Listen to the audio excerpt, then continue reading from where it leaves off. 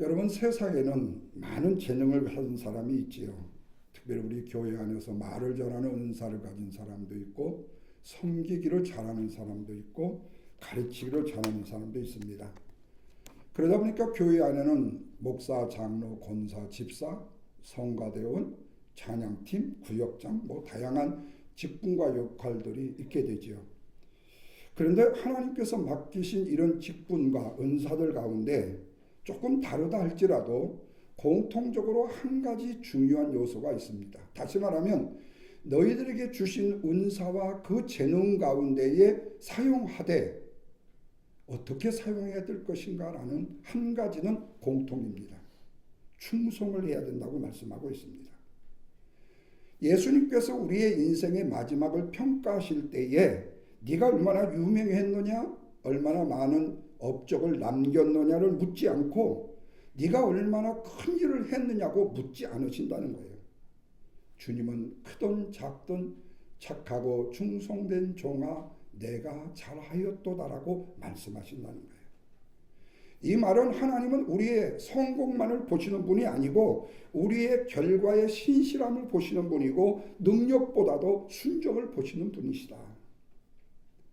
여러분, 오늘 본문의 말씀은 블레셋 땅에 빼앗겼던 하나님의 법궤가 다시 이스라엘로 돌아오는 사건에 대한 이야기입니다.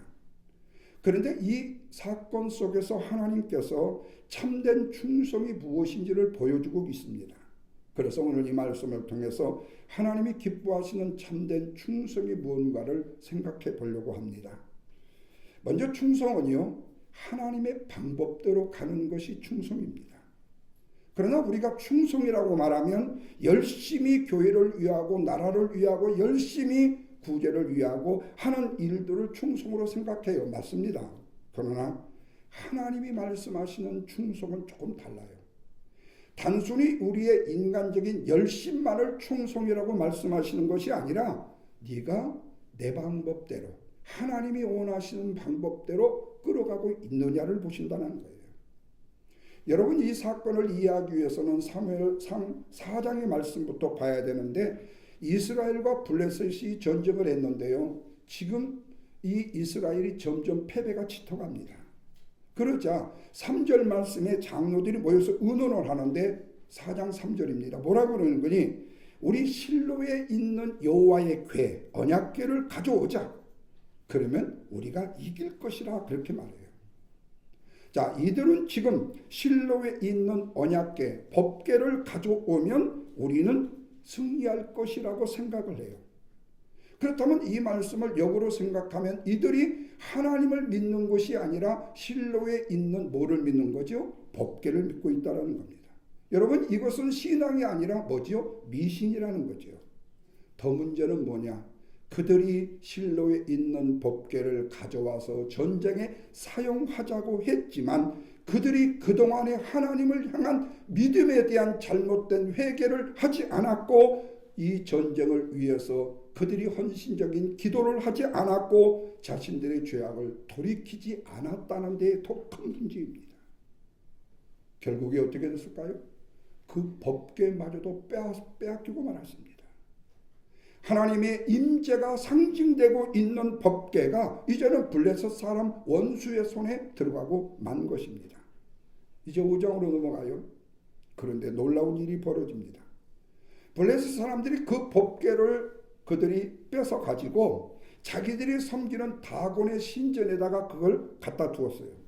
그런데 다음날 아침에 다곤 신상이요, 전부 다 넘어져 있는 거예요. 다 넘어져 있는 거예요. 그래서 그 다음에 다시 또 세워놨어요.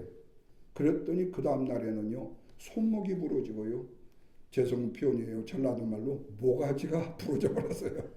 얘가 부러졌어요. 그리고 그 위로부터요, 아주 험난한 독종이 퍼져갖고 사람들이 죽어나가기 시작합니다. 블레셋의 각 도시마다 재앙이 임한 거예요. 아스돗도, 가드에도, 에그레노도 독일한 일들이 일어나게 된 겁니다. 왜 그랬을까요? 하나님의 법궤가 비록 이스라엘 가운데 있지 않았지만 블레셋에 있었지만 하나님의 당신의 영광은 친히 뭘 통해서? 법궤를 통해서 드러나고 계셨기 때문이에요. 법궤는 이스라엘이 없습니다. 이방인은 손에 빼앗겼습니다. 그렇지만 하나님은 빼앗기지 않았다는 거예요. 이방 땅에서도 하나님의 법궤 임재 능력은 이방 땅에서 지금 뭘로요? 심판으로 역사하고 있다는 사실이에요. 여러분, 그래요. 우리의 생활의 삶에도 어려움은 있고요. 교회 신앙생활에도 교회도 어려움은 있을 수 있어요. 실패도 있을 수 있습니다. 그러나 한 가지 꼭 기억하셔야 되는 것은 교회가 무너진다고 하나님이 무너지는 것은 아니라는 거예요. 내 사업장이 무너지고 경건한 신앙인인 내가 실패한다 할지라도 하나님이 내 안에서 무너지는 것은 아니라는 거예요. 그런데 우리는 내가 무너지면, 내가 섬기는 교회가 무너지면 하나님도 무너졌다고 생각해요.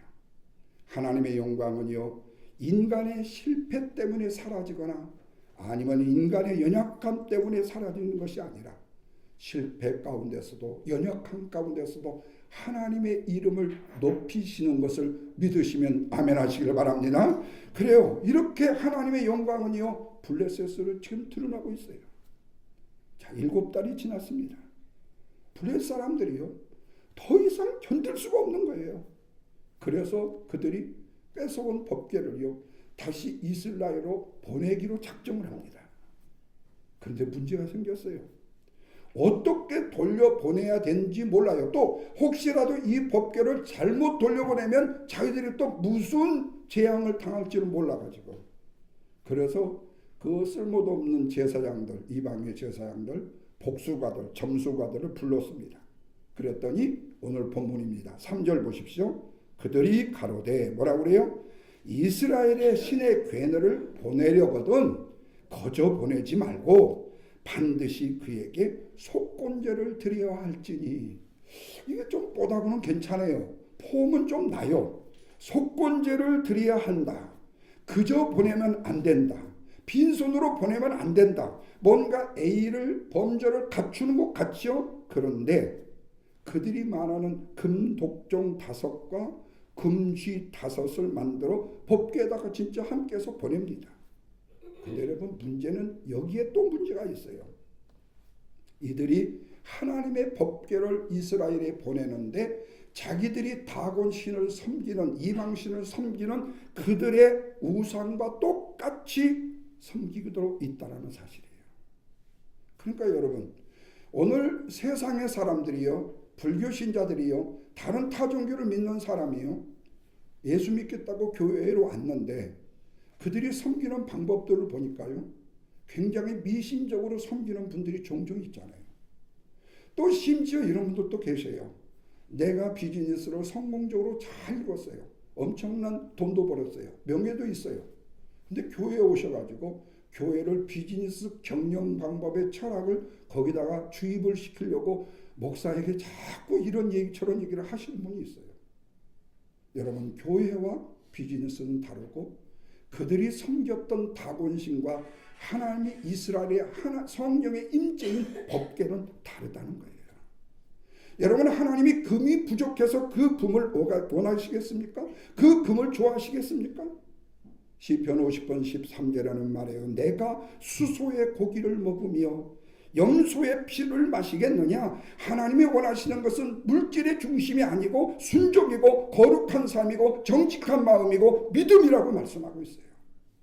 그러다 보니 오늘날 우리도 같은 실수를 범할 수도 있다는 겁니다. 죄송한 표현이에요. 오래오랫동안 신앙생활을 했다고 하나님이 반드시 기뻐하실 수만 있는 것은 아닐 수 있잖아요. 직분이 집사여서 권사가 되고 그 다음에 장로가 되고 목사가 됐다고 해서 그 직분 때문에 하나님이 충성됐다고 말씀하고 있지는 않잖아요. 만일 헌신과 봉사를 했다고 해서 자동적으로 하나님 앞에 인정을 받는 것은 결코 아니잖아요. 이렇게 말하면 이제 오랜 신앙생활을 할 필요가 뭐 있어. 목사님 말씀 보니까 이게 은혜가 되네. 교회 종종 쉬어야 되겠네. 내가 직분을 뭘 맡들고 있어. 그냥 뭐 그저 그냥 평신도로 왔다 갔다 하면 되겠네. 이런 은혜는 받지 마세요. 예. 제가 그 의도로 말씀을 드린 건 아니에요. 하나님은요, 어떤 상황이는데 이런 질문을 하십니다. 너는 내 뜻대로 오랫동안 신앙생활을 했느냐? 너는 내 뜻대로 너에게 주어진 직분을 감당했느냐? 아멘도 안 하시네. 너는 뜻대로 나를 기쁘시게 하려고 했느냐. 그건 뭐지요? 충성이 열심만이 아니고 충성은 뭐라고요? 순종이기 때문이에요. 내 방법이 아니고 자기의 지식과 경험이 아니고 하나님의 룰, 하나님의 방법을 따르는 것이기 때문이에요. 훗날의 사무엘이요, 하나님의 말씀대로 행하지 않고 자기의 뜻대로 자기의 마음대로 먼저 제사를 드렸던 왕 누구죠? 사울이에요. 사울에게 뭐라고 말하죠? 너무 잘하는 말씀 다 같이 시작. 순종이 제사보다 낫고 듣는 것이 수양의 기름보다 낫다고요. 이 말씀이 뭐죠? 하나님의 말씀을 따랐느냐를 묻고 계시는 겁니다. 사랑하는 성도 여러분, 우리가 교회를 섬길 때도 마찬가지입니다. 내 생각보다 하나님이 말씀이 앞장서야 되는 것을 믿으시면 아멘 하십시다. 내 경험보다 하나님의 뜻이 앞장서야 되고 내 열심보다도 성령의 인도하심이 앞장서야 된다. 그럴 때 하나님께서 저와 여러분의 충성을 받으시고 복을 주시는 줄로 믿으시면 아멘 하십시다. 두 번째로 충성은요, 인간적인 감정을 극복하고 순종하는 거예요. 인간적인 감정을 극복하고. 여러분, 참된 충성이 하나님의 뜻을 아는 것에서 끝나면 안 돼요. 하나님의 뜻을 알면서도 순종하는 경우가 너무 많기 때문에 머리로는 무엇이 옳은지를 알아요. 어떤 것이 잘해야 되는지도 알아요. 그런데 실제로 머리로는 알고 입으로는 말하는데 행동은 안 돼. 이것이 바로 우리의 감정의 문제이고 우리의 본능의 문제이고 우리의 욕심의 문제라는 것입니다. 심지어는 인간의 정 때문에, 그놈의 정 때문에. 그래서 여러분, 참된 충성은 하나님의 뜻을 내가 아는 것으로 끝나는 것이 아니라 인간적인 감정을 이기고 누르고 순종하는 것이라는 사실입니다. 이런 면에서 오늘 본문의 이 사실은 매우 감동을 줍니다. 본문 7절 말씀을 보십시다. 자, 블레셋 사람들이 새수레를 만들고 2마리의 젖나는 암소를 끌어옵니다. 그러므로 거기 뭐라고 했죠? 새수레를 하나 만들고 멍에를 메어보지 아니한 젖나는 소 2를 끌어온다. 자, 여기에 중요한 것이 젖이 나는 소를 끌어왔다. 그러면 왜 젖이 나는, 지금 젖이 났다는 이 얘기는 무슨 얘기죠? 새끼를 낳았다는 뜻입니다. 그렇다면 그 암소는 지금 그 새끼를 가장 사랑해야 될 때이고 그 새끼는 애미가 없으면 안 될 때예요. 그렇다면 새끼에게 어미소는 생명과도 같은 거예요. 갓 태어난 송아지는 절대로 어미에게 떠날 수가 없고 어미도 새끼의 곁을 떠날 수가 없어요. 그런데 블레셋 사람들은 너무나도 매정하게도 새끼들을 우리에 가두어 버립니다. 후반절 7절에 보면요, 그 송아지들을 집에 가두고, 이 말은 뭐죠? 어미와 새끼를 강제적으로 떼어놓았다는 거예요. 여러분, 인간적으로 보면 이게 인간이야? 어떻게 동물을 그렇게 매정할 수 있어? 특별히 동물 애호가들한테 잡히면 그 사람은 쥐싸닥이 맞아요. 정말 큰일 납니다. 너무 안타까운 장면이고 매정한 장면이요. 그런데 그런 환경 가운데서 더 놀라운 것은요, 어떤 사람도 그 소를 몰고 이스라엘 향해서 가지 않았다는 거예요. 우리가 알듯이 보통 소는요, 누가 끌고 가야 돼요? 꽃피를 해가지고 사람이 끌고 가잖아요. 더욱이 처음 가는 길은 반드시 인도자가 필요하잖아요. 그런데 이 소에게는 인도자가 없었습니다. 자, 본문 12절 말씀을 보십시오.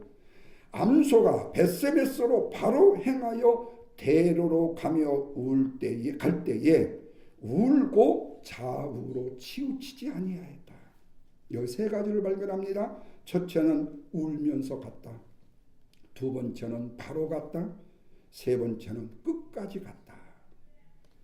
사랑하는 성도 여러분, 이것이 바로 하나님이 원하시는 진정한 충성인 것을 믿으시기 바랍니다. 이들은요, 기뻐서 간 게 아니에요. 이 소들은요, 즐겁게 간 것도 아니에요. 억지로 끌려간 것도 아니지만 울면서 갔습니다. 자원해서요. 새끼가 생각났고 새끼가 뛰어노니까 너무 마음이 아팠기 때문에 울면서 가면서도 그러나 그들은 멈추지 않았다는 거예요. 환경과 상황 때문에 나는 여기까지밖에 안 돼요. 한번 생각해 보세요. 내 이상 더 가면 나는 이제 죽어요. 그러니 여기서 내가 어떻게 이 신앙을 계속 유지할 수가 있을까요, 목사님? 목사님 입장을 바꿔놓고 생각해 보세요. 충분히 이해가 됩니다. 그런데 지금 이 암소 두 마리는요, 그런 상황에도 그러지 않았다는 거예요. 하나님이 보시는 진정한 충성이 바로 이 암소 두 마리를 통해서 보여주고 있다는 거예요. 울면서 가면서 멈추지 않아요. 눈물을 흘리며 가면서도 순종을 포기하지 않아요. 새끼를 떼어놓는 아픔이 있다고 사명을 내려놓지 않더라는 거예요. 여러분, 저와 여러분의 신앙생활도 이와 같을 수 있습니다. 때로는 엄청나게 눈물이 나는 일이 있을 수도 있고요. 기도해도 응답이 없고 억울한 일을 당할 때도 있고 몸이 아플 때도 있고 경제적으로 실패할 때도 있고 사람에 의해서 상처를 받을 수도 있잖아요. 그럼에도 불구하고 우리는 걸어가야 합니다. 왜 그렇지요? 하나님이 인도하시기 때문인 줄로 믿으시면 아멘 하시길 바랍니다. 제가 목회 중에 우리 젊은 후배들 목사님들 중에요, 그런 얘기를 해요. 요즘에 어떻게 청빙 받아간 교회 괜찮아요, 사요? 목사님 정말 힘들어요. 왜? 제가요, 어르신들, 노인들을요, 제가 잘 이렇게 케어를 못해요. 그렇기 때문에요, 어른들이 불평이 많으셔요. 여러분, 저는 그런 얘기를 하고 싶어. 그러면 어른들을 케어하지 못하면 왜 갔니? 너는 왜 갔니? 힘든 거 알아요. 그러면 힘듦을요, 주님 앞에 아뢰고 주님이 주시는 은혜의 능력을 주셔서 어른들도 사랑할 수 있는 마음을 가져야 되잖아요. 그게 바로 목회자의 정신이잖아요. 그런데 그분들을 사랑할 수 없는 내 모습이기 때문에 내가 그들을 사랑할 수 없다고, 힘들다고.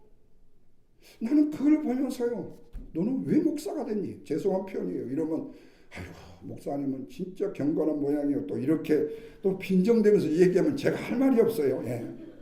그러나 속은 그렇다 그 말이에요. 하나님이 인도하신다는 거. 아이고, 교인들이요, 얼마나 속을 세운지 몰라요. 아이고, 교인들 중에요, 지들끼리 모여갖고 술 먹고요, 구역예배 모여야겠더니 윷놀이 하다가 화투 치다가 둘이 싸우고요. 여러분, 목회 중에요, 그런 일은요 수도 없이 있어요. 개놀이 해가지고요, 개돈 서로요 빨리 타먹는 거 가지고 난리하는 구역도 있어요. 예. 또 돈 빌려줘 갖고 이잣돈 2부 3부 돈 받아가지고 돈 안 준다고 싸우는 일도 있고요. 그것 때문에 목회를 그만둬야 되는 일은 아니잖아요. 그거는 하나님 앞에 구해야 될 일이잖아요. 그들이 나를 무시했다고요? 천만의 말씀이에요. 내가 하나님을 무시한 거예요. 내가 하나님, 전능하신 하나님 여호와 능력을 믿는다고 하면서 왜 나는 거기에 굴복해요? 내 자신을 내가 상처를 줘야 되냐? 이해가 안 될 때가 참 많아요. 그렇다고 저는 100% 다 온 건 아닙니다. 저도 눈물을 흘렸습니다. 정말로 많은 눈물을 흘렸습니다. 여러분, 개척을 온다는 얘기는요, 아무도 없다는 얘기예요. 한 영혼이 천하보다 귀하다는 얘기예요. 저는 그 사역을 통해서 충성이 쉽지 않던 길이라는 것을 깨달아요. 그러나 중요한 것은 가장 안전한 길이라는 거예요. 40년 동안 광야에서 이스라엘을 인도하셨던 하나님께서 저와 여러분에게도 인도하시고 저희들의 길을 약속해 주셔서 그 길로 우리를 주관하고 계십니다. 그렇다면 순간에 우리의 감정보다 하나님의 말씀을 따라야 되고 환경보다도 하나님의 약속을 따라야 된다는 말씀 아닙니까? 내 눈에 보이는 것보다도 하나님을 믿어야 된다. 자, 이 장면을 보면서 우리는 자연스럽게 누구가 생각나요? 구레네 시몬이 생각나요. 그가 십자가를 지고 싶어서 진 사람입니까? 예수님이 십자가를 지고 골고루 가시는데 한번 덩달아 따라가 봤어요. 그런데 억지로 붙잡혔어요. 등치도 크고 뭔가 좀 폼새가 있어가지고. 처음에는 분노했을 거예요. 내가 왜 무슨 죄가 있어요? 나를 왜 이 일을 시키냐고 억울했을 거예요. 그런데 억지라로 졌던 그 십자가를 통해서 그 가정이 축복을 받아요. 훗날 그의 아들 루포는 초대교회의 귀한 일꾼이 되어집니다. 물론 순종할 때는 의미를 모를 수 있습니다. 그러나 하나님 앞에 충성된 순종은 결코 헛되지 않음을 믿으시면 아멘 하십시다. 그러게 사랑하는 성도 여러분, 진정한 충성은요, 내 기분과 내 감정과 내 마음이 좋을 때만 하는 것이 아니라 가는 길에 눈물이 있어도 순종하며 가는 것이고, 아픔과 시련이 있어도 묵묵히 가는 것이고, 손해가 있어도 주신 사명을 붙드는 것이다. 바라기는 우리 그린벽교에 속한 사랑하는 성도님들이 울면서도 벳세벳을 향하여 묵묵히 앞으로 전진해 갔던 암소들처럼 끝까지 주님이 주신 개인적인 각자의 사명을 하여서 주신 은사를 향해서 주신 은혜와 사랑을 붙들고 주님의 길을 걸어나가는 저와 여러분이 되시기를 주님의 이름으로 축원합니다. 마지막으로요, 충성은요, 끝까지 내 자신을 드리는 거예요. 자, 본문 13절 보십시오. 벳세벳 사람들이 골짜기에서 밀을 베다가 눈을 들어 괴를 보고 법궤를 보고 기뻐하였다. 7개월 만에 블레셋에서 돌아온 언약궤를 발견하고 마을 사람들이 너무 기뻐했대요. 마침내 법궤를 신은 암소들이 벳세메스에 도착을 합니다. 인도자도 없이 젖을 먹여야 하는 새끼들을 놔두고 도착한 거예요. 여러분이 얼마나 감동스러운 감격스러운 장면입니까? 잃어버린 법궤가 돌아왔어요. 하나님의 상징의 임재가 돌아옴으로 인해서 백성들이 크게 기뻐했어요. 근데 여러분, 정말로 천지가 개벽할 만한 엄청난 마지막 사건이 14절에 기록했어요. 다 같이 보십시오. 그 두 마리의 소는 뭐가 됐다고요? 번제로, 큰 소리로요, 여호와께 드리고. 여러분, 블레셋 땅에서요, 새끼를 놓고 띄워놓고 인도자도 없는데 그저 바로 묵묵히 끝까지 왔던 이 두 암소를요, 하나님 앞에 뭐를 드렸다고요? 번제물로 드렸다고요. 여러분, 인간적으로 이해가 되십니까? 이 소들의 희생과 수고를 한번 생각해 보십시오. 엄청나게 먼 길을 왔잖아요. 상을 주기는커녕 그들이 하나님 앞에 드려지는 번제물이 되었다는 거예요. 죽게 됐다는 거예요.